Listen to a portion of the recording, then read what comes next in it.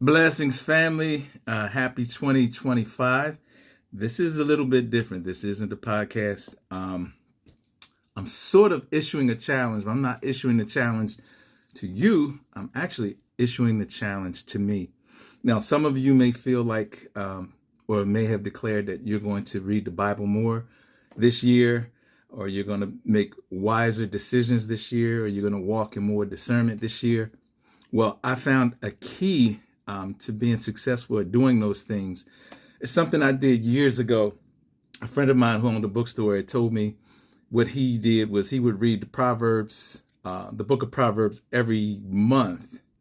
So I did that for a while years ago, and then I adopted it. I got to the point where I know at least every January I would read a proverb every day. And it has helped me out tremendously. So I'm challenging myself to do a video every day.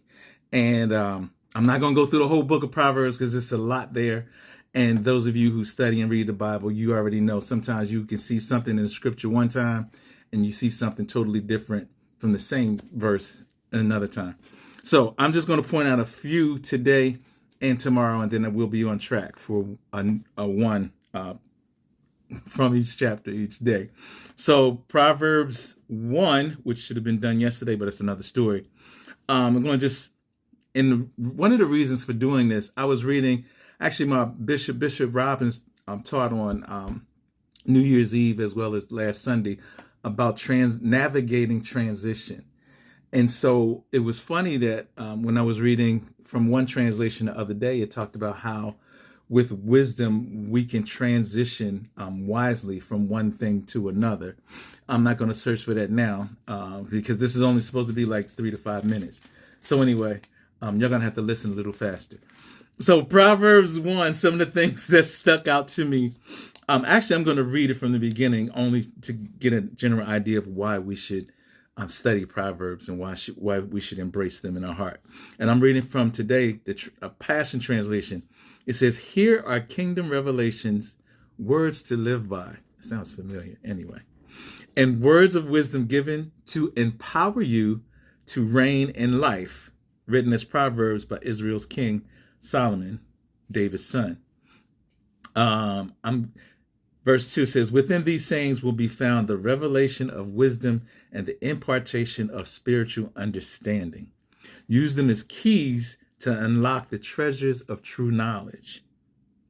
It goes on to say, "To demonstrate wisdom in every relationship and to choose that what is right and just and fair." Verse 4, "These proverbs will give you great skill to teach the immature and make them wise, and to give youth the understanding of their design and destiny." And although I just celebrated my 63rd birthday, I'm still considering myself one who needs to understand their design and destiny. So I'm still claiming youth. Okay, some of the things that stuck out, obviously, verse 5, because it says, "For the wise, these proverbs will make you even wiser.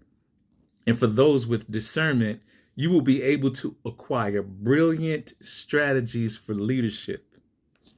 I'm going to skip 7. The other thing that stuck out to me was verse 33, Proverbs 1, verse 33.